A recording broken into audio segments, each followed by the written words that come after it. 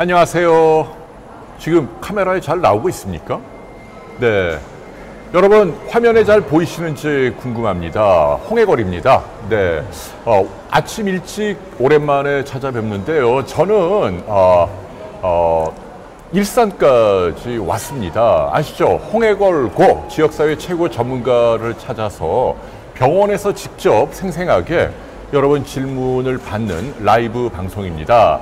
일산 백병원에 왔는데요. 병원 너무너무 훌륭하네요. 오늘은 저희가 공지해 드린 대로 결핵에 대한 이야기를 들려드릴까 합니다.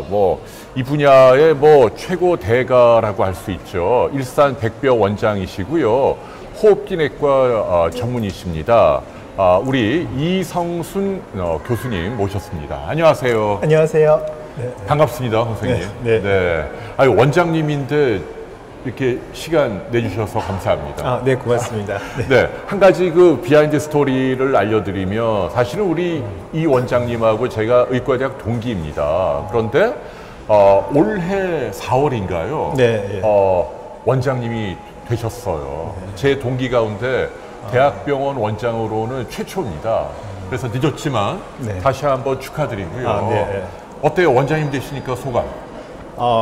일단은 그 책임감이 너무 막중하고요. 그래서 병원 직원뿐만 아니라 저희 병원이 고양시에 있는데 저희 병원을 찾아주시는 모든 환자분들을 조금이라도 더 빨리 건강하게 하기 위해서 원장으로서 많은 노력을 해야 되기 때문에 책임감도 있고 또 열심히 노력하고 있습니다. 근데 지금 너무 교과서적인 답변인데.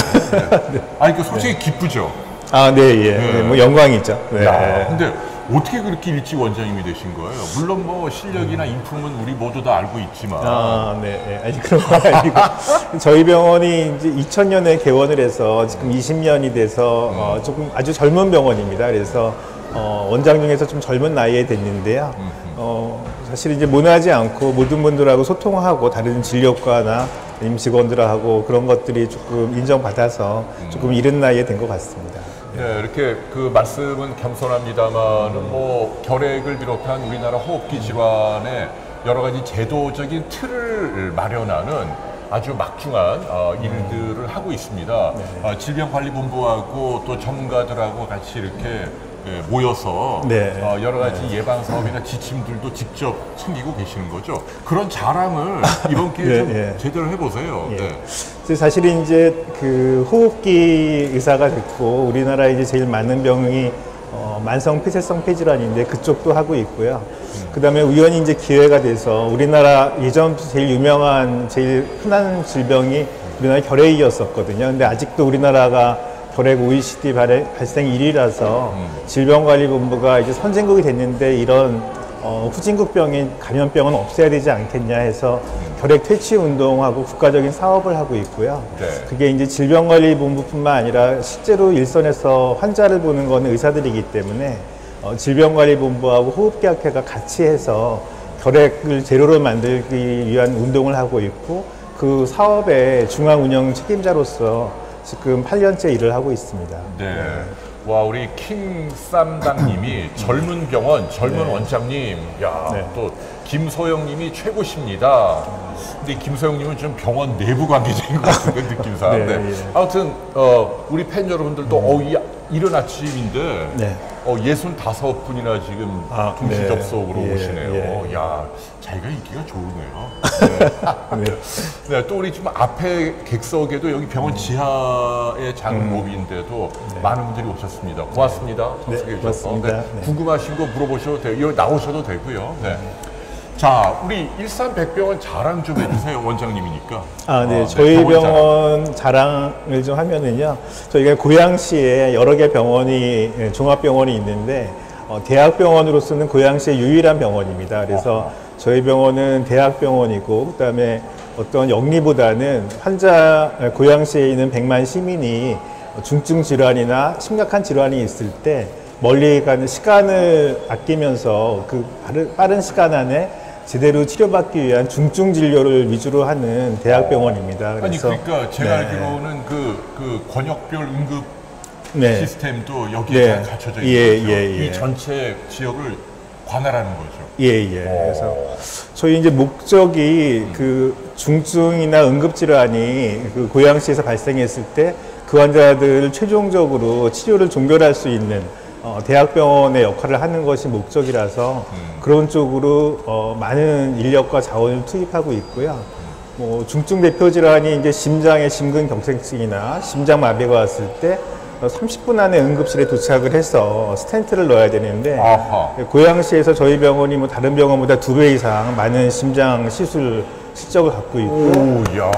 전국으로 따져도 12건 이내에 심장 시술을 많이 하고 잘하는 병원으로 되어 있습니다. 야, 아니 그러면은 이제 요새 이렇게 심장마비로 많이 쓰러지는데 네, 예. 그분들이 현장에서 병원까지 딱 도착을 어떻게든 하면 예, 그로부터 30분 안에 30분에 스태치가 들어가요? 네, 들어가야 됩니다. 뭐 네. 각종 검사 다 하고 그래서 응급실에 환자 도착하면은 와. 5분 안에 그 알람이 전 의료진한테 뿌려져서 관계 의료진한테 뿌려져서 네. 그분들이 응급실에 도착하고 시술 준비해서 30분 안에 스텐트가 들어가도록 하고 있습니다. 네, 와 그러니까 고양시나 일산 신도시 지역에 계시는 분들에게 네. 만에 하나 이 심장마비, 네. 심근경색으로 쓰러지면 무조건 일산 백병원에 와야겠네. 여기 그렇죠. 오면 그냥 네, 그게 예후가 제일 시술 안 좋죠. 했다. 네. 네. 그러네요. 아 그다음에 대단합니다. 그것뿐만 아니라 또 이제 그 뇌졸중 같은 경우도 뇌경색이 와서 갑자기 마비가 오거나 했을 때도 역시 마찬가지 시스템으로 응급실 도착하면 1시간 안에 뇌혈관을 뚫어주는 그런 시술을 그 중증 질환 위주로 하고 있습니다. 네. 대단합니다. 그러니까 그 권역별 응급센터가 이렇게 네, 예, 국가에서 이렇게 지정해서 운영하고 있는데 네.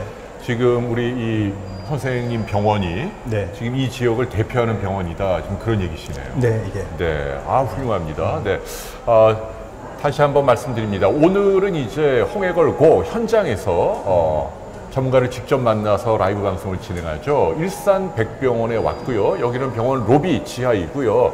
제 옆에는 이곳의 원장님이자 제 대학 동기인 또 호흡기내과 전문의시죠. 이성순 선생님 모셔서 진행하고 있습니다. 네. 근데 방송 처음이세요? 네. 조금 떨려 하시는데. 라이브는 네, 라이브는 처음입니다. 처음이죠. 네. 자, 여러분들 결핵과 관련해서 궁금한 질문 있으시면 모두 물어보십시오. 아이고, 질문들이 우리 지금 이렇게 나오고 있는 거예요. 네. 네, 잘 나오네요. 네. 나오고 있고, 질문을 보면, 와, 일산 호수공원이 예쁜데, 거기도 찍어주세요. 네. 나중에 한번 네. 호수공원에서도 한번 해야겠네요. 아, 예. 걸으면서 한번 해도 좋을 것 같네요. 인상도 너무 좋고, 화이팅이라고 그러고, 예. 칭찬들을 많이 해주십니다. 아, 예, 네티즌 고맙습니다. 분들이. 네. 네. 좋습니다. 자, 그럼 이제 우리 이성순 선생님과 함께 오늘의 주제인 결핵에 대해서 짚어봅니다. 결핵은요, 잊혀진 질병이 아닙니다. 유감스럽게도 발생률도 그렇고 사망률도 그렇고 OECD 국가 가운데 우리나라가 아직도 꼴찌라고 하네요. 그래서 오늘은 이 결핵이 어떤 병인지 자세히 짚어드릴까 합니다. 요새 왜 이렇게 샤워기로 이렇게 틀어서 물 이렇게 그 가글링 하면은 결핵에 걸린다 뭐 이런 얘기도 있잖아요. 요새 커뮤니티에서 많이 유행하는데 거기에 대한 답변도 나중에 여쭙도록 하겠습니다. 자, 준비되셨죠? 네. 예. 자, 그럼 이제 슬라이드로 나가도록 해볼게요. 자, 예. 첫 번째 슬라이드 보여주실까요? 결핵은 뭐 우리나라뿐만 아니라 전 세계적으로 지금 매우 심각한 질병이고요. 우리나라가 안 좋은 걸로 1위 하는 게 몇 가지 있습니다. 뭐 자살률도 있지만 아이고. 타의 추종을 불허하는 게 OECD는 이제 경제개발도상 개발국인데 35개 국가 중에서 네. 우리나라가 결핵 발생률이 1위입니다. 그래서 이 비율은 인구 10만 명당 우리나라가 2018년도에 77명으로 1위고 다른 나라하고 비교해서 보시면은 일본이 16명. 그래서 일본보다 저희가 한 5배 정도 많고요. 미국은 3명 정도밖에 안 되니까 미국보다 한 20배 많은 결핵 왕국이죠. 와, 이거 어마어마하네요. 너무 네. 차이가 크네요. 네.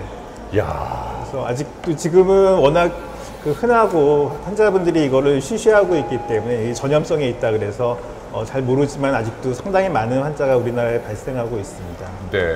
그래서 조금 더 10만 명당이라고 얘기하면 감이 잘 안 오셔서 어느 정도인지를 보시면 아마 50대 이상 어르신분들은 결핵에 대해서 아주 친숙하실 겁니다. 우리나라에서 워낙 풍토병 같이 많았었고 1970년대하고 60년대만 해도 전 국민 3명 중에 1명은 다 결핵을 앓고 지나가는 그렇게 우리나라의 흔한 질환이고요.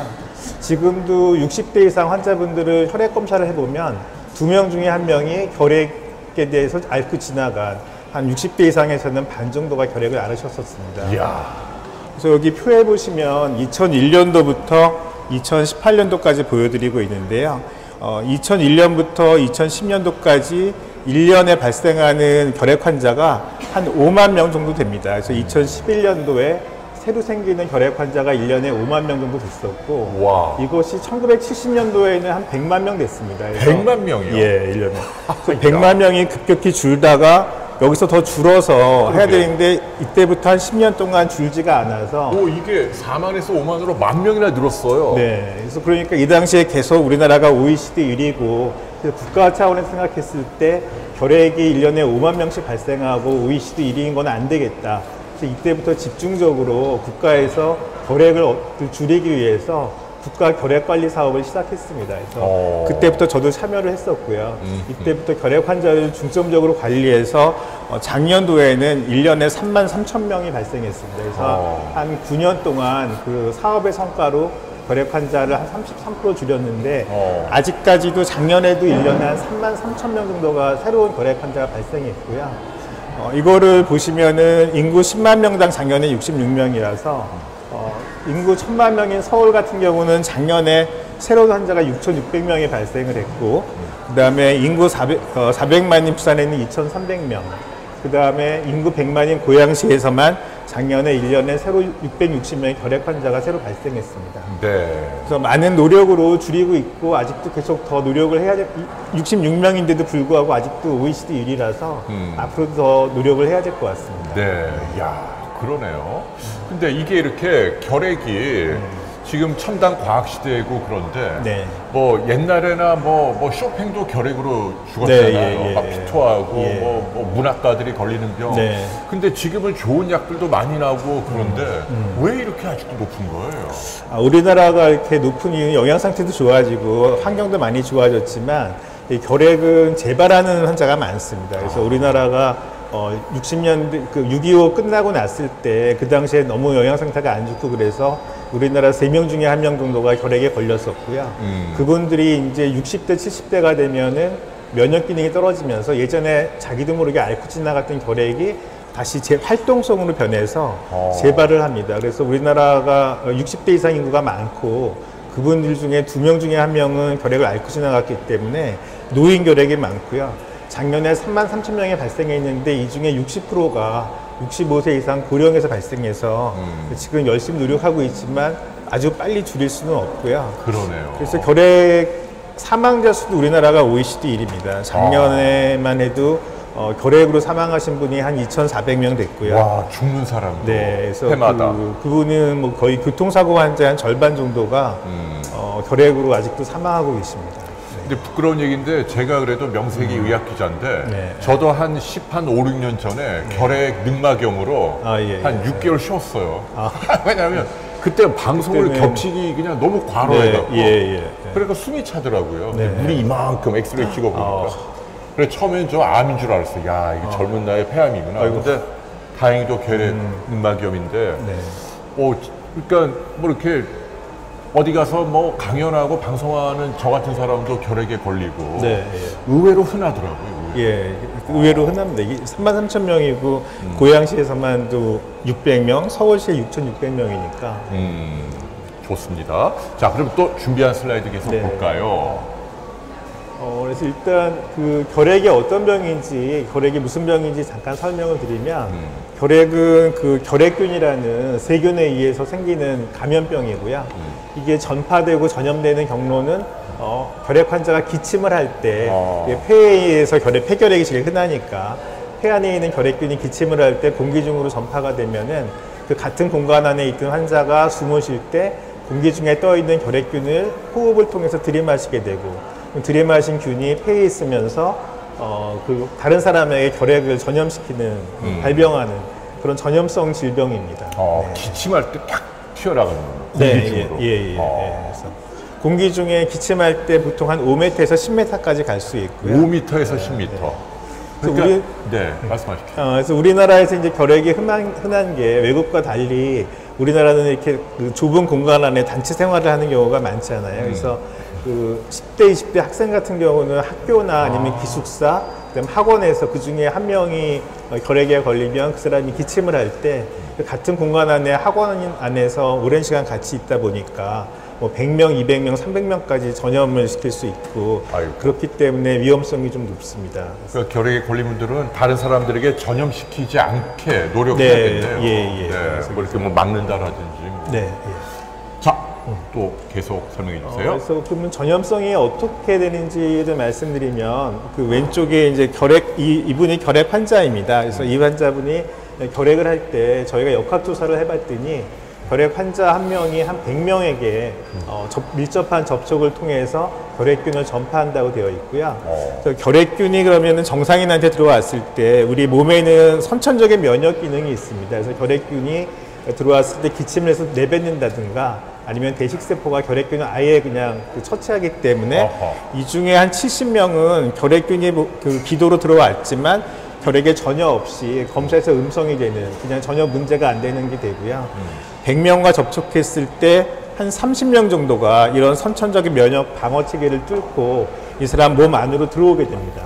그러니까 이게 지금 이 슬라이드가 보면 그러니까 평소에 내가 이렇게 건강 관리를 잘해서 면역이 좋으면 네, 예. 설령 결핵 환자가 콜록해도 그렇죠. 들어와도 네. 이 위로 간다는 얘기는 안 걸리고 무난히 지나간다. 네, 그렇죠. 근데 뭐 과로하거나 잘 안 먹고 막 몸 망가져 있으면 이 아래로 내려간다. 그렇죠. 예. 그러니까요. 네. 그래서 네, 이것도 설명해 주세요. 네. 그러면 아까 그 1차 방어 기전을 뚫고 몸 안에 들어온 경우가 이제 결핵에 감염된 상태고 이건 몸 안에 결핵균이 들어왔다는 거지 아직은 결핵이란 병에 걸린 상태는 아닙니다. 그래서 이렇게 들어온 사람을 100명으로 따졌을 때 면역 기능이 잘 유지가 되면은 몸 안에 결핵균이 있기는 하지만 평생에 걸쳐서 10명에 9명은 결핵이 발생하지 않습니다. 근데 나머지 한 10%, 한 10명 정도가 결핵으로 진행을 하게 되는데 한 처음에 전염이 되고 나서 1년 이내에 한 5%, 그리고 나머지 평생 기간에 걸쳐서 한 5%가 결핵병이 발병하게 됩니다. 그러니까 선생님, 이 전 슬라이드하고 좀 보여주시면 그러니까 100명에게 옮기는데 그 중에 30명이 뭔가 탈이 나요. 잠복 들어온다는 얘기. 잠복 결핵이 되는 요 거죠. 30명이 다시 나중에 어떻게 되냐면 요 과정을 거친다 지금 그 네, 얘기죠. 네. 네, 그 30명 가운데 다시 90%는 괜찮아진다. 30명이 다 결핵 걸리는 건 아니다 지금 그 얘기죠. 그렇죠. 네, 좋습니다. 그래서 아까 잠복 결핵이라는 거는 그 100명 중에 한 30명 정도는 폐로 들어와서 병을 일으키진 않고 몸 안에 이렇게 균이 있으면 이 균을 둘러싸는 대식세포들이 둘러싸고 있어서 결핵균은 있지만 평생 잠복해 있는 겁니다. 그러다가 한 60대, 70대 됐을 때 그 몸의 면역 기능이 떨어지거나 그랬을 때 얘가 다시 수면 그 베트공 같이 잠복해 있던 애가 어느 날 활동성으로 변하면서 이렇게 결핵이라는 병이 발병하는 거고요. 좀 천천히 해요, 제발. 왜 이렇게 서두르세요 오늘? 지금 배가 고프세요? 잠깐만요, 선생님. 요 그림이 너무 인상적이에요. 요 안이 결핵세균이고, 요 두껍게 이렇게 싸고 있는 게 백혈구라는 얘기예요. 백혈구 중에 대식세포들이 딱 둘러싸서 꼼짝도 못하게 잡아놓고 있는 거죠. 제가 지금 이런 상황이네요. 저도 옛날에 걸렸으니까. 그리고 선생님 말씀대로라면 우리나라 인구 특히 고령층은 한 3분의 1 내지 절반이 이 상태로 있는 잠복결핵 상태입니다. 야, 이러고 평생 있는 거다. 다행히 그래도 한 10명 중에 9명은 결핵이 안 생기고 평생. 나머지 1명 정도는 결핵이 생기는데 그게 1년에 33,000명이라는 그게 1년에 3만. 그러면 왜 어떤 분은 90으로 가는데 평생 탈 없이 어떤 분은 여기 깨져서 탁 결핵이 생기는 거예요? 이 차이가 뭐예요? 이거를 알고 싶은데요. 아직까지는 잘 모르고 있고요. 선생님 추정. 제 생각에는 아무래도 연령이 제일 큰 것 같습니다. 저희 보면은 결핵 발병률이 한 65세부터는 정상인의 한 10배 이상 올라가고요. 나이가 75세 이상이 되면은 발병 확률이 200배로 올라가기 때문에 아무래도 그 나이가 들면서 면역 기능이 조금 떨어지는 게 발병의 제일 큰 위험 인자라고 생각이 됩니다. 네, 우리 램프의 요정님이 대식세포가 뭐예요? 물어보시네요. 백혈구가 여러 가지 종류로 나눠지는데요. 그 중에서 외부에서 몸에 들어오는 세균을 주로 이렇게 먹어서 그래서 그거를 조절하는 세포가 대식세포입니다. 일종의 백혈구라는 얘기죠. 일종의 백혈구입니다. 알겠습니다. 자, 그다음 슬라이드 보여주세요. 아까 말씀드린 거를 조금 정리해드리면은 결핵 환자 한 명이 그 주변에 있는 100명에게 결핵을 노출을 시키고 그 중에 한 30명 정도가 몸 안에 결핵균이 남아있는 잠복결핵 상태를 만들고 거기서 한 10% 정도가 한 3명 정도가 실제로 결핵이라는 병이 발병하게 되는 그렇게 되고 있습니다. 네. 이게 딱 요약한 슬라이드네요. 네. 100명 가운데 3명이 걸리게 된다. 네, 예. 그러면은 뭐 예를 들면은 한 몇 년 전부터 특목고 네. 그러니까 그 기숙사에서 결핵이 많이 발병하는데 보통 특목고가 보면 한 400명 정도가 있고 그 친구들이 기숙사 생활을 하니까 이걸로 따지면 한 9명 정도가 발병하게 되는 거고요. 실제로 저희가 뭐 강원도나 경기도나 서울에 있는 특목고에서 결핵 환자 한 명 발생을 하게 되면은 질병관리본부에서 역학조사를 들어가서 400명을 전수를 검사합니다. 그러면은 그 중에 한 7명 정도가 실제로 결핵 환자가 발견되고 있습니다. 네, 그거 아주 중요한 얘기인데 사실은 이제 몇 년 전에 저희 비욘드에서도 네. 그 고등학생들을 대상으로 이제 잠복결핵이 있는지를 미리 조사를 해서 있으면 이제 그 약물을 몇 개월 동안 투여해서 다 죽이자. 이제 왜냐하면 이제 요새 그 청소년들 사이에도 이렇게 결핵이 자꾸 생기니까.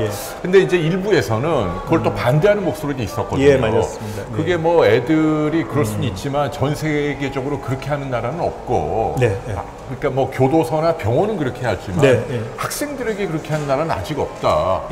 그러면서 이제 애들이 좀 뛰어놀게 하고 잘 먹게 하고 이래서 기초 체력을 향상시켜 예방하는 게 옳은데 무조건 약을 줘서 예방하는 게 옳으냐 그런 비판이 제기가 됐단 말이에요.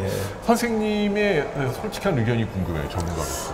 예, 그 2년 전에 정말 핫 이슈였는데요. 그 질병관리본부에서 저는 찬성하는 쪽 입장이었고요.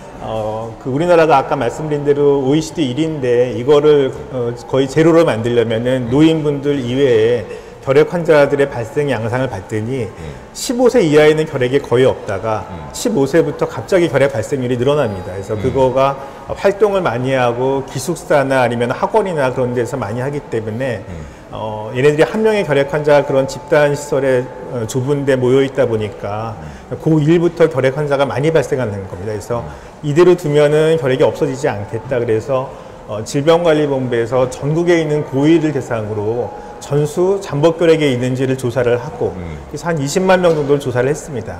그 중에서 혈액 검사에서 잠복결핵이 있는 결핵에 노출된 적이 있는 학생들을 대상으로 해서 3개월간 단기요법으로 약을 2가지만 먹으면 얘네들이 결핵으로 진행을 하지 않으니까 그 다음부터 우리나라가 결핵이 없어지겠다 해서 그 사업을 전 세계에서 처음으로 진행을 했고 그거를 한 근거는 뭐냐면은 몸 안에 결핵이 들어왔지만 아까 평생 보면은 한 10% 정도가 발병을 한다는 거잖아요. 이걸 막겠다는 그래서 이 상태에서 약을 3개월간 적은 양을 주면은 이거를 막을 수가 있고 그렇게 되면은 우리나라 결핵이 근본적으로 초기부터 잡을 수 있겠다. 그래서 그 사업을 했었습니다. 그러니까 그 부분이 참 저하고는 조금 다른데 저는 선생님 의견을 존중할게요. 왜냐하면 저보다 훨씬 전문가시니까. 그러니까 근데 이제 이 사람들이 학생들이 90으로 갈 확률이 더 큰 거 아니에요. 근데 얘네들도 약을 먹어야 되는 거 아니에요. 그죠? 그렇죠. 근데 그 이유가 이제 요걸 막기 위해서 90이 이제 약을 먹는 것이 이제 옳으냐 뭐 이런 사실은 이제 가치 판단과 관련된 부분인데 근데 우리 이성수 선생님의 의견은 우리나라가 다른 나라보다 워낙 결핵이 심하니까 우리나라는 좀 특단의 조치가 필요하다. 지금 그 얘기시죠? 그 국가적인 정책 결정이었죠. 알겠습니다. 네, 존중할게요. 네, 참고하시고요. 자, 그 다음 설명. 네, 요거는 뭔가요? 그러면 이제 환자분들이 그 노인 결핵이 많고 그다음에 이제 학생들에서 결핵이 많은데 내가 결핵이란 걸 알 수가 없으니까 어떤 증상이 있으면은 결핵을 의심해 봐야 되냐 해서 결핵에 대한 증상을 설명을 드리면 증상? 네, 결핵의 가장 흔한 증상은 기침입니다. 그래서 기침은 보통 감기가 걸려도 기침이 지속되는데요. 감기 끝에 기침은 2주 안에 대부분 없어집니다. 그래서 기침이 감기가 끝나도 낫지 않고 2주 이상 기침이 지속되면은 결핵 가능성이 있기 때문에 결핵 검사를 해보는 게 좋고요.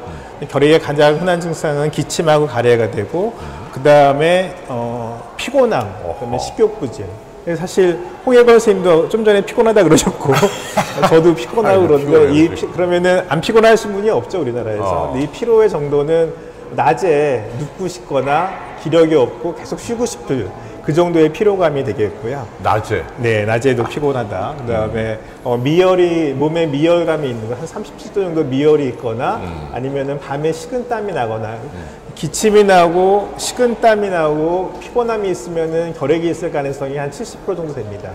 제일 중요한 증상이 기침, 미열, 식욕부진, 그 다음에 체중 감소가 되겠고요. 그 다음에 저희 어릴 때 황순원의 소나기 보시면 맞아요. 소년이 되게 애틋한 사랑을 하다가 비를 맞고 이제 원두막 밑에 있다가 소녀가 기침을 하는데 하얀 손수건에 피가 묻어 나오잖아요. 그래서 그게 그 걔가 결핵입니다. 그래서 결핵으로 그때 죽은 거고요. 네, 하얀 손수건에 피가 묻어 나온 게 그 황순원의 소나기 나옵니다. 근데 저는 왜 기억이 그 소나기가 죽었잖아요. 그 소녀가 심장병으로 죽었다고 돼 있지 않나요? 아니 결핵인가요? 저희가 추정한 거기 소설의 병명은 나오지 않는데 거의 그 결핵이 보통 이제 창백하고 얼굴이 하얗고 날씬 마르고 그런 여자분은 잘 걸리기 때문에 거기다 객혈까지 딱 하면은 결핵이었을 가능성이 제일 높습니다. 근데 제가 지나간 얘기입니다만 결핵이 간단치 않은 게 예전에 제가 그 91년도에 인턴할 때 자기도 같이 인턴했잖아요. 했는데 영등포 시립병원에 파견을 나왔어요. 제가. 근데 거기는 결핵 환자가 많았잖아요. 그렇죠. 근데 제가 어떤 기억이 나냐면 이렇게 쭉 걸어가는데 이 병실 문이 열려 있고 어떤 여성이 젊은 여성이 침대에 앉아서 이러고 있는 거야. 앉아서 젊은 여성인데 엄청 미인이셨어요. 맞아요. 얼굴이 뽀얗고 이렇게 좀 초췌하게 숨을 약간 이렇게 쉬면서 와 그래서 지나가면서 눈에 띄었거든요. 근데 바로 다음날 돌아가셨다는 거예요. 하루 만에. 그래서 제가 와 이게 이런 병인가? 그렇죠. 갑자기 객혈했을 가능성이 많습니다. 그래요. 근데 이제 우리 선생님 의견은 소나기에 나오는 소녀가 결핵이었다. 있을 가능성이 제일 높죠. 그러네요. 근데 이거 여기 잘 못 먹고 그러기 때문에 마를 수밖에 없고 그다음에 집안에만 있으니까 얼굴이 창백해지고 마른 사람 잘생기니까 미인이 되는 거죠. 근데 얼굴이 뽀얘진다는 건 맞아요? 과학적으로 옳은 얘기예요? 얼굴이 약간 하얘진다 뭐 이거. 옛날에 혈행 시대에는 일부러 결핵에 걸리고 이런 귀분도 있었단 말이죠. 역사에 보면. 그게 의학적으로 옳아요? 결핵이 됐다고 얼굴 피부가 하얘지지는 않는데. 그건 아닌가요? 잘못된 얘기라고 하시네요. 자, 그 다음 또 볼까요, 그러면? 일단은 다시 말씀드리면 결핵의 제일 흔한 증상은 기침하고 그다음에 체중 감소, 식욕부진, 미열이 있는 게 되겠습니다.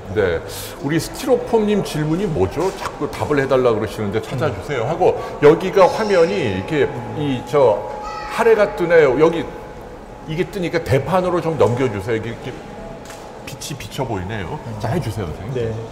그러면 이런 증상이 의심됐을 때 병원에 가면은 결핵은 어떻게 진단할 수 있는지 말씀드리면 결핵은 이제 폐에 생기는 폐결핵이기 때문에 폐에 이상이 있는지를 알려면은 흉부에 엑스레이를 찍어서 이렇게 엑스레이를 찍으면은 이쪽에 그 폐 침륜이 보이거든요. 그래서 결핵이 있는지를 확인하고 그다음에 결핵의 제일 정확한 진단은 결핵균에 의해서 생기는 전염병이기 때문에 환자가 이렇게 가래를 뱉어서 객담을 뱉어서 그걸 저희가 현미경으로 결핵균이 있는지 여부를 보는 게 제일 확실한 방법이고 근데 현미경 뱉으면 그 객담은 저희가 1차로는 현미경으로 결핵균이 있는지 염색해서 보고 그다음에 이거를 배양액에 담궈서 2달까지 결핵균이 배양하는지를 봅니다. 그래서 결핵균이 배양이 되면은 결핵이라고 확진을 할 수가 있겠습니다. 가래로 배양을 해야만 확진이 된다 그 얘기네요. 그렇죠. 제일 쉬운 거는 결핵 환자 10명 중에 한 3명은 결핵균이 많기 때문에 그 뱉은 가래를 현미경으로만 봐도 되고요. 요즘에는 또 워낙 기술이 발전해서 DNA 검사를 하면은 하루만 해도 진단이 됩니다. 하루만 해도? 근데 솔직히 선생님처럼 경험이 많은 의사분이 보시면 이 엑스레이하고 환자 증상만 보면은 거의 뭐 좀 예측할 수 있지 않나요? 그 증상하고 엑스레이랑 CT 소견을 보면 한 8, 90%는 예측이 되고요. 거기서 놓치는 분들은 객단 배양 검사나 아니면은 DNA, PCR 검사를 통해서 진단하게 됩니다. 알겠습니다. 자, 다음 볼까요?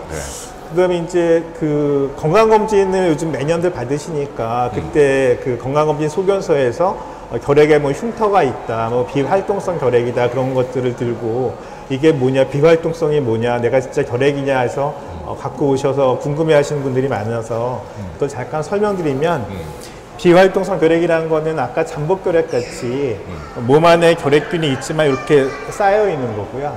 그래서 이거는 전혀 전염성도 없고 결핵이 아닌 상태입니다. 근데 아까 말씀드렸듯이 우리나라에는 그 60대 이상은 3명 중에 1명이 다 결핵을 한 번씩 앓고 지나가서 감기같이 가볍게 앓고 지나가면은 엑스레이 찍을 때 엑스레이에서 조그만 석회화 음영과 같이 결핵이 지나간 흉터 같은 것들이 발견됩니다. 그래서 건강검진을 해서 엑스레이를 찍었는데 작은 점들이 발견되면은 아, 우리가 결핵이 앓고 지나갔다, 비활동성 결핵이다 그렇게 판정을 하게 되고요.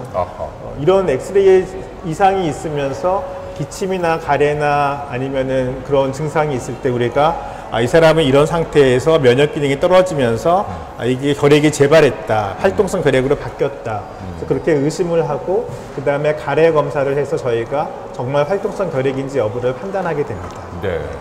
자, 활동성과 비활동성의 차이점. 네.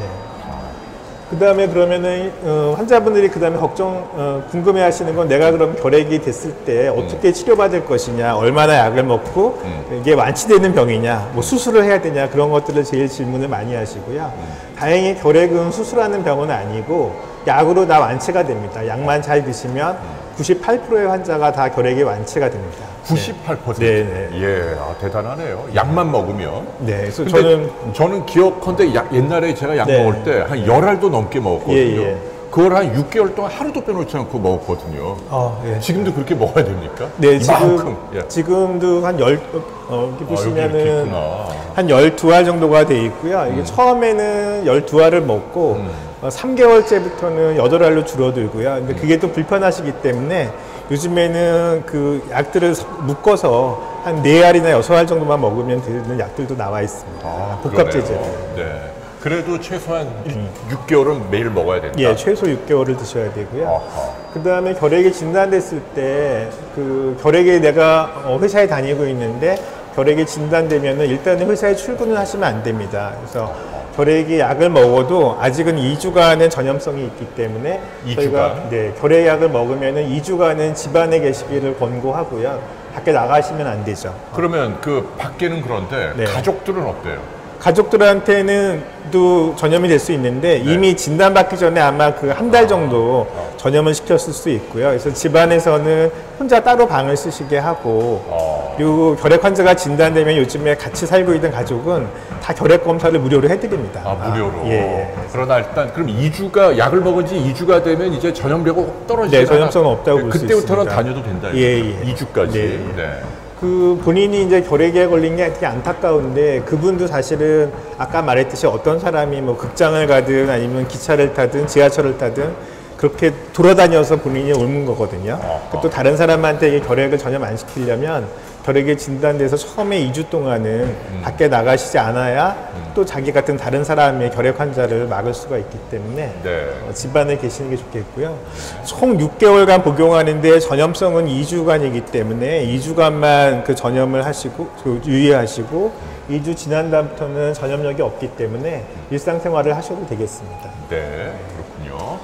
자, 또 다음 이제 물어보시는 게 왜 이렇게 약을 많이 먹고 왜 6개월 동안 이제 복용해야 되냐 질문을 많이 하시는데 이 결핵 모든 약이라는 게 세균이 증식할 때 그때 효과가 있는 거거든요. 근데 결핵균은 특성이 잠복 결핵이 있듯이 뭐 일주일에 한 번 증식하는 애들도 있고 한 달에 한 번 증식하는 애들도 있습니다. 그래서 이게 언제 증식할 때 그때 약이 듣기 때문에 한 6개월 정도 합니다.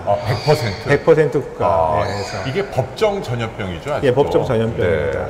100% 국가 부담이다. 그래서 본인 부담이 하나도 없기 때문에 전혀 걱정 없이 그 입원 치료비까지 모두 다 무료입니다. 그래서 치료를 받으실 수 있습니다. 네, 다행이네요. 입원 치료까지도. 자, 이게 아주 중요한. 다제내성 결핵이라는 거는 아까 말씀드렸듯이 약을 6개월 먹다 보면은 저도 혈압약을 가끔씩 빠뜨리는 경우가 있는데요. 약을 먹다가 이제 증상이 금방 좋아지시니까 나는 증상이 없는데 약의 부작용도 있고 그래서 약을 한 달, 두 달 먹다가 중단하시는 분들이 있는데 그런 경우는 그 결핵균이 다 죽은 게 아니라서 내성결핵이 생기고 내성결핵의 정의는 아까 결핵약이 네 가지 종류인데 그 중에 아이소나 아니면 리팜핀에 대해서 내성이 있는 경우를 저희가 다제내성결핵이라고 합니다. 그래서 작년에 다제내성결핵이 1년에 한 800명 정도가 생기고 있습니다. 800명? 네. 그분들은 기존 약물 치료에 실패했다는 얘기잖아요. 그렇죠. 이제 지금 1차 약을 쓰는 4가지 약에는 듣지가 않기 때문에 2차 약을 갖고 1년 이상 치료를 받으셔야 되고요. 치료 성공률이 외국은 한 50% 미만인데 우리나라는 한 2년 전부터 신약이 도입됐고 국가에서 모든 지원을 하기 때문에 성공률이 한 75%까지 올라갔어요. 다행이네요. 네. 그러니까 그러면 이렇게 다제내성이 생겨서 기존의 6개월 치료에 실패한 분들, 그런 분들은 치료가 안 된다는 얘기예요. 그러니까 다제내성 되게 심각한 질환이죠. 그럼 25%는 어떻게 되는 거죠? 거기는 아직까지 그러니까 그러면 왜 이렇게 다제내성이 생기는 거예요? 이 뒤에 있나요? 아니요. 왜 이게 생기는지? 다제내성이라는 거가 주로 생기는 이유는 아까 말씀드렸듯이 결핵균은 6개월 동안 약을 먹어야 되는데 만약에 결핵균이 처음에 10,000개가 있었다 하면은 4가지 약을 먹을 때 확률상으로 10만 분의 1씩 내성이 생기게 돼 있습니다. 그래서 근데 그 약을 6개월 동안 먹어야지 그런 확률을 줄여서 이게 완치가 되는데 아까 말씀드렸듯이 결핵약 먹다가 한 달 먹고 중단하고 2달 먹다 중단하면은 그때 결핵균이 다 죽지 않은 상태에서 내성이 남은 균이 몇 개가 있거든요. 그 균들이 증식을 해서 내성이 생기는 거고 그 내성이 다제내성인 환자들이 기차를 타거나 지하철 타면서 퍼뜨리면은 처음 걸리는 사람은 아예 이미 내성이 있는 균에 감염이 되니까 그게 제일 큰 문제예요. 그러니까 다제내성이 생긴 분들이 다른 사람들에게 퍼뜨리면 그 사람은 정말 마른 하늘의 날벼락이네요. 그렇죠. 왜냐하면 그 결핵은 나는 약을 잘 먹으려고 했는데 약으로도 안 되는 균이 들어와 버리는 거니까. 근데 가장 중요한 원인은 이제 약을 먹었다 안 먹었다 이렇게 그게 제일 나쁘다. 그게 제일 나쁘죠. 그러면 어느 정도 철두철미하게 먹어야 돼? 저 같은 경우는 6개월 동안 그 얘기 듣고 시간까지 딱딱 맞춰서 먹었거든요. 한 번도 안 빠지고. 그렇게 하긴 했어요. 그랬더니 싹 나았는데 만일 그게 그러면 뭐 바쁘다 보니까 뭐 하루 이틀 까먹었다, 빼먹었다 이 정도면 위험한 거예요? 어느 정도 빼먹는 그거를 저희가 연구나 실험을 할 수는 없기 때문에 정확하게 알 수는 없는데 보통 한 6개월 중에 한 2주 이내 정도 중단된 것까지는 저희가 큰 문제는 안 된다고 생각하고 있고요. 다제내성이 되게 중요하고 위험하고 그 중점 관리 대상이기 때문에 국가에서 다제내성 환자들은 따로 격리해서 치료하는 병원이 있습니다. 그래서 그 마산에 국립결핵병원이 있고 서울 같은 경우는 서북병원이 중심이 돼서 다제내성 환자들을 입원시켜서 관리를 하고 있고요. 그분들은 좀 강제로라도 그렇게 해야겠네요. 왜냐하면 딴 사람들한테 퍼뜨리면 큰일 나는데. 그래서 법적으로 다제내성 결핵 환자가 병원에 안 오게 되면 한 달 이상 안 오면은 강제 입원 명령장이라는 제도가 있어서 경찰이 가서 그분들을 병원으로 모셔가고 있습니다. 그러니까 각별히 아무튼 시간 맞춰 약을 먹어야 된다. 좋습니다. 그다음에 그 잠복결핵에 대해서 아까 잠깐 설명드렸지만 그 잠복결핵이라는 것 때문에 요즘에 많이들 이제 아까 고1도 그렇고 그다음에 군대 갈 때도 모든 그 군대도 이제 밀집 생활이기 때문에 거기서 전염이 많이 되거든요. 그래서 군대를 가려면은 신체 검사 받을 때 모든 20세 남자는 잠복결핵이 있는지 여부를 혈액 검사를 합니다. 그래서 만약에 거기서 검사가 나오면 군대 못 갑니다. 그리고 군대에서 잠복결핵을 치료하고 왔다는 증명서가 있어야지 군대 갈 수 있고 그다음 요양병원에서나 아니면 신생아실에서 문제가 되기 때문에 산부인과 병원에 근무하는 종사자나 아니면 요양병원에 종사하는 근무자들이 다 국가에서 법적으로 강제로 검사를 하고 있고요. 그런 검사에서 잠복결핵이 나오면은 이제 치료를 받게 됩니다. 그래서 잠복결핵이 뭔지에 대해서 잠깐 설명을 드리면 아까 처음에 나왔듯이 결핵균이 몸 안에 한번 들어온 적은 있지만 아까 몸 안에서 그런 그 대식세포들이 결핵균을 잘 감싸고 있어서 균이 있기는 하지만 병이 안 생기는 상태, 그런 상태를 잠복결핵이라고 얘기를 하고요. 결핵의 증상이 없고 그다음에 엑스레이에서도 정상이고 결핵균이 배출되지 않아서 전염성은 없는 상태입니다. 근데 이분들은 언제든 면역이 떨어지면 재발할 수는 있다. 예, 이게 활동성으로 변할 수가 있죠. 근데 제가 궁금한 건 요새는 뭐 암도 치료하는 뭐 첨단 신약들이 막 나오는 시대인데 네. 이거 세균이잖아요. 네네. 근데 이 잠복 상태가 아니라 완전히 죽여버리는 그런 신약은 없나요? 결핵에 대해서? 그러니까 아까 결핵 환자한테 약을 6개월 먹으면 몸 안에 있는 결핵균이 다 죽고요. 다 없어지고. 그러면 약을 6개월 먹게 되면은 잠복결핵 상태도 또 없어지는 아니다. 거죠. 그리고 잠복결핵 있는 치료는 3개월만 하게 되고요. 약을 2가지만 먹고 아주 작습니다. 그래서 이 몸 안에 있는 잠복결핵 균들도 약을 잠복결핵 치료 3개월을 하면은 몸 안에 있는 결핵균이 다 죽습니다. 이게 그래서 이 재발을 막는 거죠. 활동성 결핵이면 6개월인데 이 예. 잠복결핵은 판정받으면 간을 3개월만 3분의 1로 해서 3개월만 먹으면 완치가 됩니다. 약도 2종류고 네. 3개월이면 끝난다. 네. 아하, 그러네요. 좋습니다. 네. 그다음에 이제 걱정하시는 게 환자가 집안에서 이제 아버지가 결핵이 65세 발병됐을 때 가족들은 어떻게 할 것이냐 하는 건데요. 저희가 그 환자가 한 명 진단이 되면은 그 환자랑 같이 살던 동거인들은 다 그 병원에 와서 결핵에 전염이 됐는지, 그래서 잠복 결핵인지, 아니면 실제 결핵까지 있는지를 다 검사를 하고 그분들도 다 무료로 치료를 해드리고 있고요. 그다음에 고등학교에서 학원이나 학교에서 고등학생이 한 명이 발생됐을 때 한 학년에서 적어도 한 명이 발생되면 같은 학년에 있는 모든 고등학생들을 질병관리본부에서 나가서 결핵에 감염이 됐는지 결핵이 있는지 검사를 해드리고 있습니다. 네, 그러네요. 자, 또 그다음 볼까요? 자, 요게 이제 또 요새 핫한 주제인데 여러분들도 아마 그 인터넷 커뮤니티 보셔서 아시겠지만 샤워할 때 이렇게 헤드에서 물이 막 떨어지잖아요, 이렇게. 근데 그걸로 가끔 입을 가글링. 저도 어제도 했습니다. 어제도 했죠. 네. 그런 얘기 함부로 하시면 안 되는데. 이 결핵 전문가가 그렇게 하셨다는 얘기인데. 근데 지금 한간에서는 그 샤워기 헤드 안에 이렇게 물때가 생기고 거기에 비정형 결핵균 같은 세균이 살면서 들어온다. 그래서 결핵 같은 게 도질 수도 있다. 라는 그 우려 섞인 목소리가 많아요. 어떻게 보세요? 이게 지금 너무 요즘에 공부하실 게 많으신데 저희도 이제 힘든 건데 사실 저희도 한 20년 전까지는 결핵균만 알고 있었는데 그 결핵균이라는 게 종목, 과, 종이 있는데 결핵과라는 게 그 종이 있고요. 그 중에 한 200개 균이 있는데 우리가 흔히 말하는 결핵균은 알고 있듯이 그냥 결핵균이고 같은 무리에 속해 있지만 그 결핵균을 제외한 나머지들을 다 그냥 비정형 결핵균이라고 하고요. 그러니까 비슷한 녀석들이라는 그렇죠. 얘기죠. 거의 비슷합니다. 그래서 근데 우리나라에 최근에 전 세계적으로 그 지금 여태까지 설명드렸던 결핵 말고 이 비정형 결핵균에 의한 병들이 많이 보고가 되고 있고 우리나라도 한 결핵의 한 20%에서 30%는 이런 균들에 대해서 비정형 결핵균에 의해서 발병을 하고 있어서 여기에 대해서 전 세계적으로 관심이 증가가 되고 있고요. 그다음에 아까 말씀하신 샤워기 헤드 문제는 그 샤워기 밑에 그림을 보시면 이런 배관이나 샤워기 줄이죠. 그다음에 이런 샤워기 헤드에 보면은 말씀하신 물때 그거를 이제 영어로 얘기하면은 바이오필름이거든요. 이 안에 얇은 막이 있고 이 안에 균들이 많이 있습니다. 그래서 미국에서 그럼 샤워기 헤드를 한 700개를 52개 주에 있는 그걸 다 수거를 해서 그 물때를 긁어갖고 세균 배양을 했습니다. 그래서 작년에 이제 보고가 됐는데 이 물때 세균들 중에서 제일 많이 자라는 균이 비정형 결핵균이었습니다.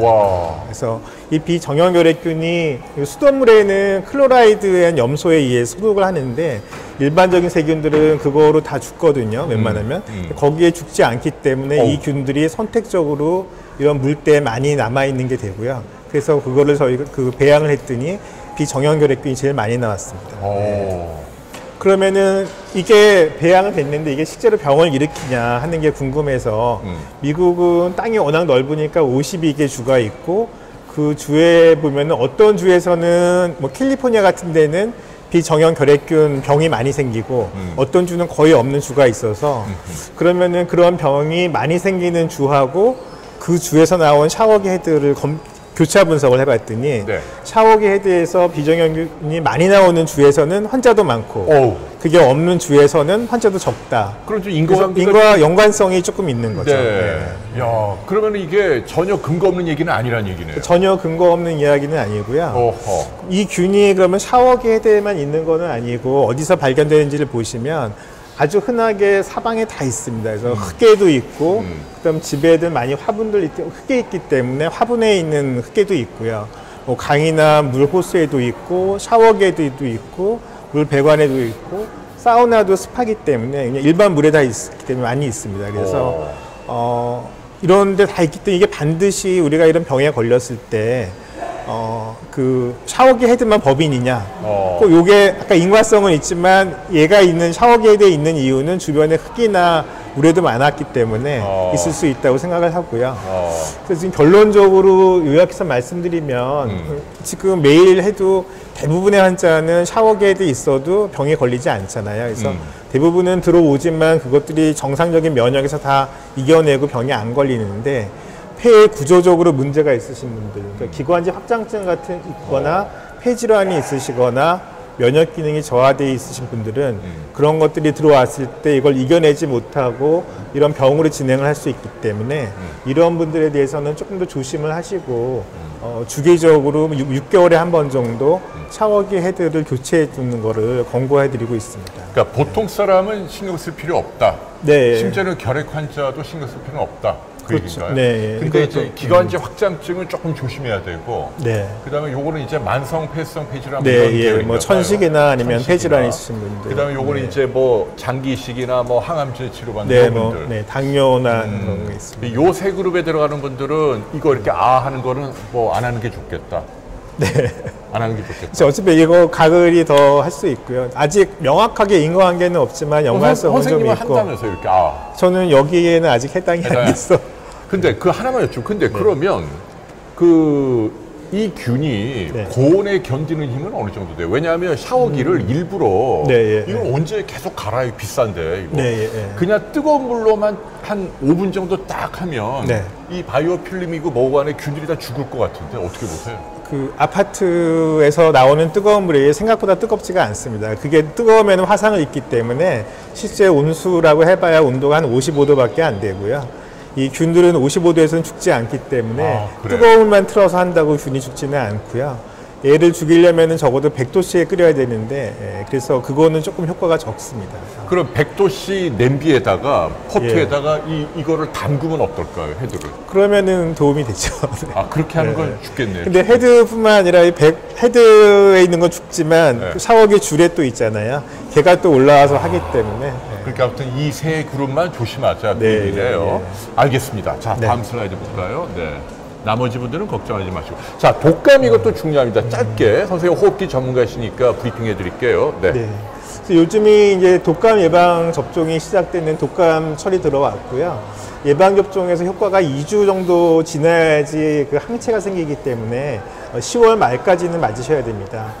제일 많이 물어보시는 게 그럼 3가가 있고 4가가 있다는데 그렇죠. 둘 중에 어느 거를 맞아야 되냐 하는 거고요.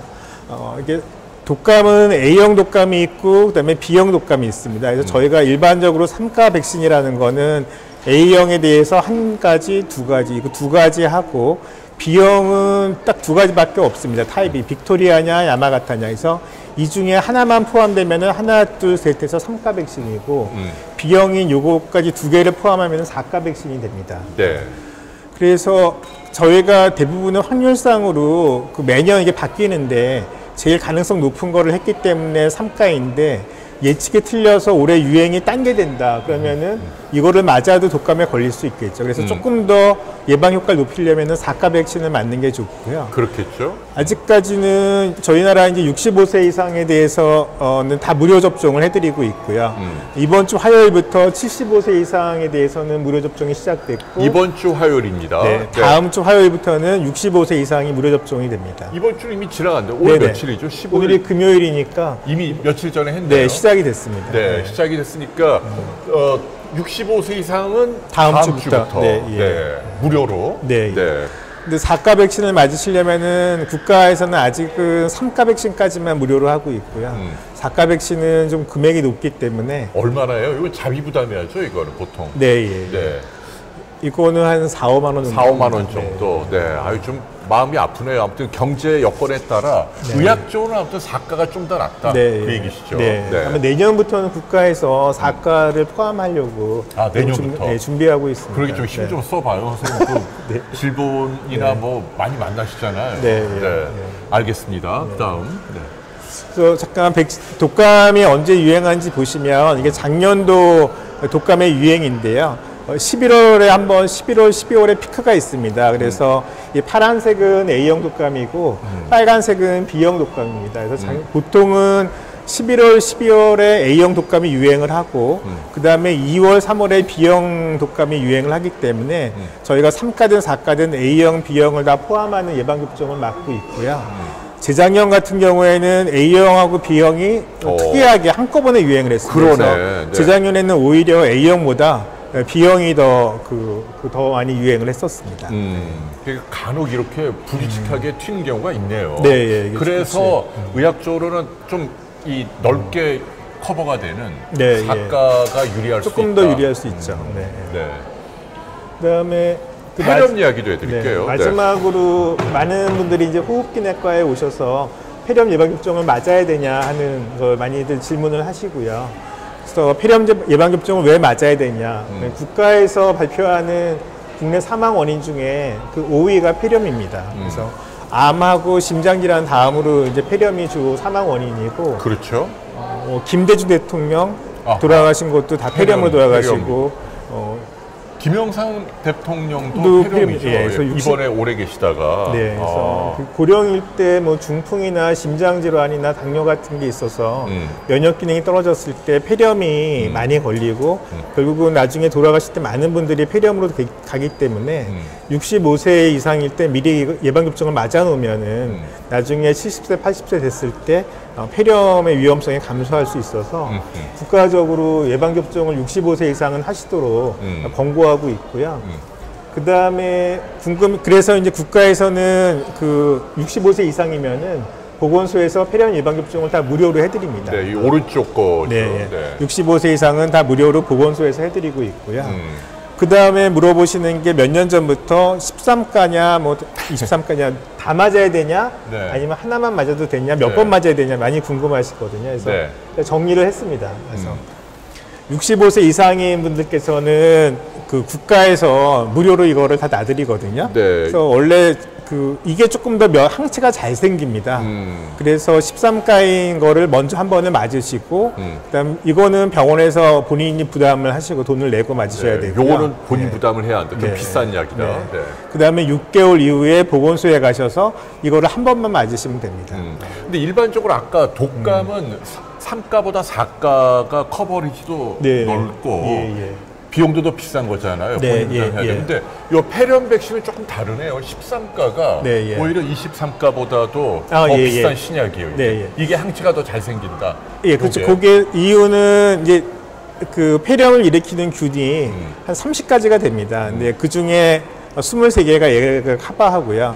여기서 커버하는 것 중에 한 서너 가지를 얘가 또 커버를 합니다. 그래서 그 2가지를 다 맞을 경우에 더 많은 종류를 커버할 수 있기 때문에 더 2가지를 다 맞는 게 더 좋고요. 얘가 비싼 이유는 조금 신약이고 노인분들은 이 예방접종을 맞아도 항체 생기는 비율이 한 60%밖에 안 되는데 얘는 항체가 더 잘 생깁니다. 그러니까 이것도 선생님이 좀 복지부에 얘기해서 이것만 무료라며요. 우리 어르신들. 이것도 좀 무료로 좀 하게 해야 될 텐데, 그죠? 저를 국회로 보내주시면 보내드려야겠네. 근데 지금 안타깝네요. 질병관리본 백신 요구는 하고 있고요. 그래서 그러니까 요 정리된 거는 여러분 기억하십시오. 65세는 이렇게 하시면 되고 65세 미만이시면 아직까지는 맞으실 필요는 없고요. 65세 미만인데 폐질환이 있거나 아니면은 뭐 콩팥이 안 좋거나 당뇨가 있거나 그런 면역 기능이 좀 떨어져 있으신 분들은 13가를 먼저 맞고 6개월 이후에 단백질 이거 23가를 한번 맞으시고 5년 있다가 한 번 더 맞으셔야 돼요. 한 번 더. 근데 이렇게 맞게 되면은 이게 보통 그 기간이 어느 정도 커버가 돼요? 이렇게 평생 한 번 이렇게. 네, 요거는 평생 한 번씩 맞는 거라서 어허. 평생 카바가 되고요. 이때는 65세 이하가 뭐 40살에 맞을 수도 있고 해서 너무 길기 때문에 한 번 맞으시면은 5년 뒤에 한 번 더 맞으시면은 더 이상은 맞을 필요는 없습니다. 아, 저희 부모님도 이거 다 맞긴 하셨는데 네. 아무튼 순서가 이렇게 13가를 자비 부담으로 먼저 하고 네. 그다음에 6개월 있다가 보건소에 가서 무료로 네, 가당질. 예. 요 순서대로 하면 가장 베스트다 네, 그 예, 얘기죠. 예. 여러분들 잘 기억하시기 바랍니다. 자, 여기까지 선생님들 네. 준비하시죠. 아우, 긴 시간 감사하고 질문이 몇 개 좀 왔어요. 네, 예. 황인호 님인데 결핵 환자신데 공동이 크대요, 이 폐. 네. 그다음에 아이소니 아지아드 네. 아이나 말이죠. 네. 그 내성결핵이라고 하는데 네. 담당 교수님께서 약을 1년 정도 먹고 CT 찍고 보자 하신대요. 네. 그런 경우 이 사이즈가 크면 폐그 네, 예, 공동이 예. 약을 오래 먹어야 하나요? 물어보셨네요. 아, 예. 그 여기 같이 이렇게 폐에 구멍이 뚫려 있는 좀 확대해서 보면은 공동에 있는 경우에 네. 저희가 공동이 없는 환자보다 결핵균이 훨씬 더 많다고 얘기를 하고요. 그다음에 아이나 약이 4가지인데 그 중에 하나가 내성이 있는 경우에는 약의 조합이 약간 바뀌고 아하. 그럼 예전에는 공동에 있는 경우는 6개월로 끝내지 말고 9개월이나 12개월로 치료하자고 하셨는데 요즘에는 대세적인 추세에는 공동이 있어도 6개월로 끝내는 게 원칙이고요. 근데 그게 다 환자마다 다르기 때문에 6개월 동안 치료를 하시면서 공동이 크더라도 계속 가래 검사를 합니다. 아하. 그래서 3개월, 4개월, 6개월 정도 됐을 때 공동이 있어도 더 이상 가래에서 결핵균이 안 나오면은 6개월로 종료를 하고요. 그 다음에 그 중에서도 결핵균이 좀 계속 나온다. 아니면은 없어지는 게 4개월 때 됐을 때 없어졌다 그러면은 조금 더 위험성이 있는 경우가 있어서 그 경우는 의사의 판단에 따라서 치료 기간을 연장하기도 합니다. 네. 우리 또 어떤 의견도 있냐면 앞에 레지던트 같은데 피곤해 보이신다. 우리 레지던트에서 안 계신데. 그렇죠? 우리 다 앞줄에 계신 분들은 레지던트 선생님이 아닙니다. 오해하지 마시고. 네. 우리 저 시청자분들이 이렇게 예민하세요. 여기 비치나 봐, 이 화면에. 아, 네, 예. 여기 비치는 걸 우리가 좀 이거 안 비치게 해야 돼. 이 실제 화면에서는 이게 어른거려서 이게 잘 안 보여요. 자, 또 어떤 질문이 있냐면 그 몇 년 전에 BCG 비소 사건이 있었다. 그래서 주사를 맞힌 엄마들이 걱정이 많다. 네. 그러니까 그 결핵 예방 접종 있잖아요. 네, 네, 예, 예. 그 안에 뭐 비소 성분이 있고 없고 거기에 대해서 예. 어떻게 생각하세요? 그거는 그게 네. 뭐 예방접종 문제는 아니고 그 안에 있는 불순물이나 네, 네, 네. 그거는 제가 어떻게 잘 알지 못해서 그건 제조사 상태 문제이기 때문에 네. 우리 이성수 선생님도 잘 모르신다고 얘기하시네요. 네, 뭐 모를 수 있는 거죠. 네.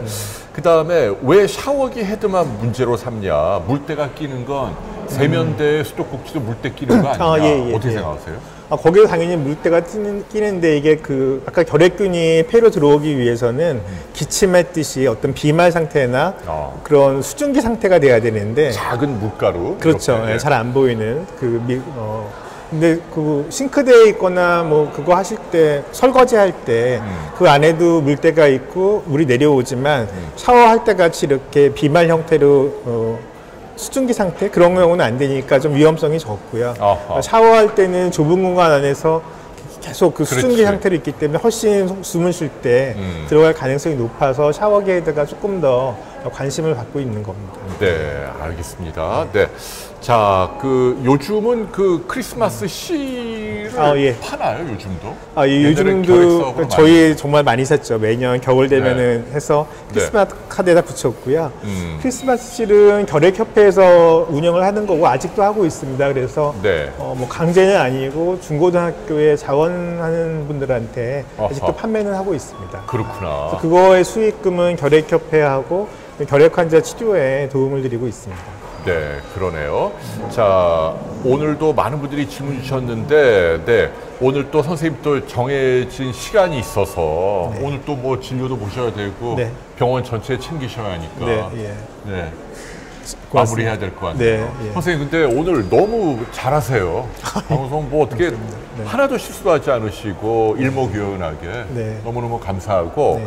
우리 저 영상 그대로 올려드립니다. 올려드리고 뒤에 그 선생님 그 독감 예방 그 계획하고 폐렴 쪽 다 잘라서 짧은 영상으로 만들어 주세요. 네. 자, 오늘 병원에 폐가 아주 많았고요. 아. 그 이 일산백병원에 또 선생님 못지않게 훌륭한 다른 의사분들도 많으시잖아요. 네, 예. 저희 비욘디와의 그 콜라보를 통해서 네. 지식 나눔도 하시고 네. 또 병원 자랑도 하시고 네. 좀 그렇게 도와주시면 네, 감사하겠습니다. 예. 끝으로 우리 저 비욘디 팬 여러분께 네. 뭐 한 말씀 부탁드릴게요. 예. 지금 날씨가 일교차가 커지면서 독감이 걸릴 가능성이 많은데요. 잘 챙겨 드시고 잘 주무시고 독감 안 걸리고 올 겨울도 건강하게 지내셨으면 좋겠습니다. 네, 고맙습니다. 네. 아니 근데 조금 너무 네. 좀 교과서적인데요. 네. 알겠습니다. 다시 한번 알려드리면 이제 일산백병원 우리 이성순 원장님과 함께 결핵에 대한 이야기 나눠봤습니다. 네, 영상 올려드리고 일산백병원의 응급 시스템이 아무튼 이 지역에서 네.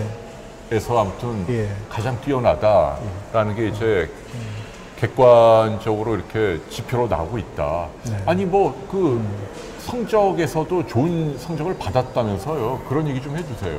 네. 네. 그러니까 뭐 그 A 보건복지부에서 네. 하고 질병관리본부에서 전국에 있는 모든 병원의 의료질이 어떤지 평가하는 게 있습니다. 전국에 한 700개 병원이 있는데 네. 그중에 1등급 받은 병원이 한 20개 되는데 저희 병원이 2018년도에 의료질 평가에서 1등급이 됐고요. 그러면은 와. 그 얘기는 모든 중증 질환이나 의료질에 있어서 전국 상위 20개 병원 20위 안에 든다는 내용으로 저희가 잘 평가를 받았고 평가 잘 받는 게 중요한 것이 아니고 저희 병원이 고양시나 이렇게 아파서 응급으로 오시는 분들한테 최대한 건강을 회복하기 위해서 저희가 계속 노력하고 있다는 것을 좀 말씀드리고 싶습니다. 네, 그 1등급 받은 걸 왜 제가 이렇게 찔러야 얘기를 하세요? 아까 얘기를 하셨어야죠. 네, 네, 아무튼 너무 축하드리고 네. 이 지역사회 신도시 또 고양 시민 네. 여러분들 건강 또 잘 네. 챙겨주시고요. 네. 오늘 정말 감사했습니다. 네, 고맙습니다. 우리 점심 맛있게 먹어요. 네. 자, 고맙습니다. 여러분 고맙습니다. 안녕히 계십시오. 네. 감사합니다. 네, 감사합니다. 끝났어.